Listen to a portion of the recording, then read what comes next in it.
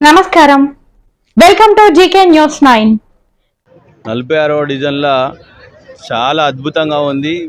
First BJP మొదటి seat ఈ 46వ division నుంచే స్టార్ట్ అవుతుంది. భారీ మెజారిటీతో 46వ డివిజన్ ఖచ్చితంగా మేము గెలుస్తున్నాం.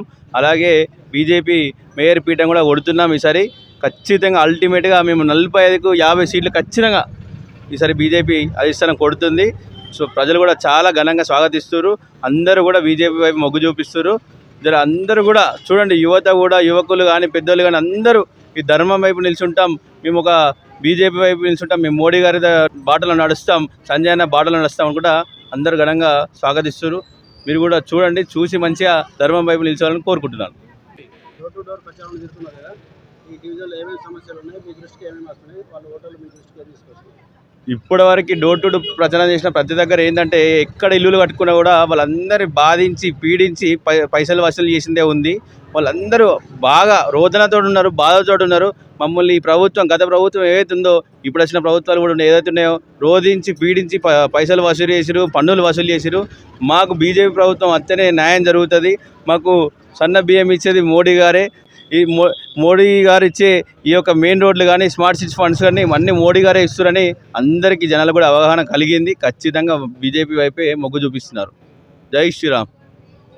ప్రజలు టాక్ ఎలా ఉందంటే, చిన్న వయసు పిల్లాడు, అనుభవం లేదు, తెలిస్తే ఏం చేస్తారు? అనుభవం లేకుంటేనే, నాకు ఆలోచన లేకుంటేనే, కొట్లాడే తత్వం లేకుంటే నాకు సంజయ్ అన్న కానీ, మా అధిష్టానం కానీ, మా ప్రభుత్వం, మా బీజేపీ కానీ నాకు టికెట్ ఇవ్వదు. ఖచ్చితంగా జనాలకు అర్థమైపోయింది ఎవరు దొంగలు, ఎవరు దోపిడీదారులు.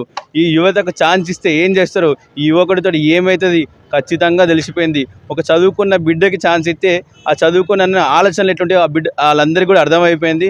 ఇలాంటి సోమరపోతులకు ఛాన్స్ ఇస్తే ఇళ్లలో కూర్చొని పని చేసేది ఉండదు. వాళ్ళ మీద పైసలు వసూలు చేసి, వాళ్ళ మీద పన్నులు వసూలు చేసి దొబ్బుక తినడానికి వాళ్ళు ఉన్నారని వాళ్ళకు కూడా అర్థమైపోయింది. ఇది అంతా ఒక డ్రామా క్రియేట్ చేసిర్రు.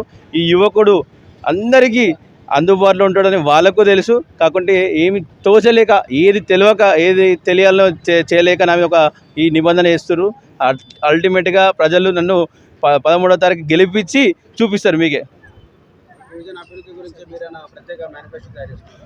మేము గెలిచిన తర్వాత ఈ డివిజన్ మొత్తానికి కూడా సీసీ కెమెరాలు కానీ, గెలిచిన తర్వాత కమ్యూనిటీ హాల్, ఒక సంఘానికే కాదు మా రామ్నగర్ డివిజన్కే కమ్యూనిటీ హాల్ కట్టిస్తాం. ₹1 ఖర్చు లేకుండా మా ఆడబిడ్డలు కానీ ఎవ్వరికి కూడా, మా ఇక్కడ సగం వాటి కూడా మిడిల్ క్లాస్ ఫ్యామిలీలే ఉన్నాయి, అందరికీ అందుబాటులో ఉంటే ఒక ఫంక్షన్ హాల్ కట్టించి ఉచితంగా ఫంక్షన్లు చేసుకున్నట్టు మేము చేస్తామని మా మేనిఫెస్టో గురించి పెట్టినాం. మేము నిరంతరం కూడా వాళ్ళకు సేవలు చేస్తాం. వాళ్ళకి ఏ అవసరం కూడా అందుబాటులో ఉంటామని ప్రజలు కూడా నమ్ముతున్నారు, విశ్వసిస్తున్నారు. సంజయ్ గారి ప్రోగ్రామ్ చాలా చాలా అల్టిమేట్గా జరిగింది. మన సంజయ్ అన్న గారి ప్రోగ్రామ్ చాలా అల్టిమేట్గా జరుగుతుంది. ఎక్కడ కూడా సంజయ్ అన్న పోతుంటే తండాలుగా వాళ్ళ స్వచ్ఛందంగా వాళ్ళ ప్రేమతోటి వస్తారు.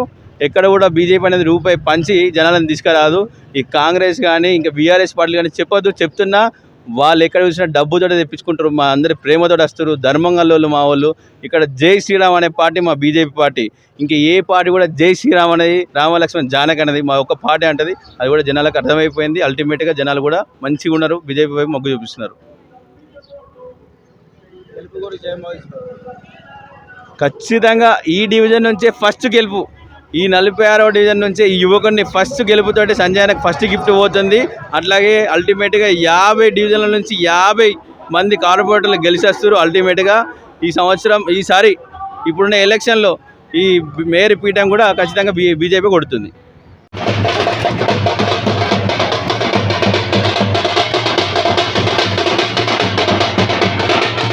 ఈ వీడియో మీకు నచ్చినట్లయితే లైక్ బటన్ క్లిక్ చేయండి. మరిన్ని వీడియోలను పొందడానికి దయచేసి సబ్స్క్రైబ్ చేయండి.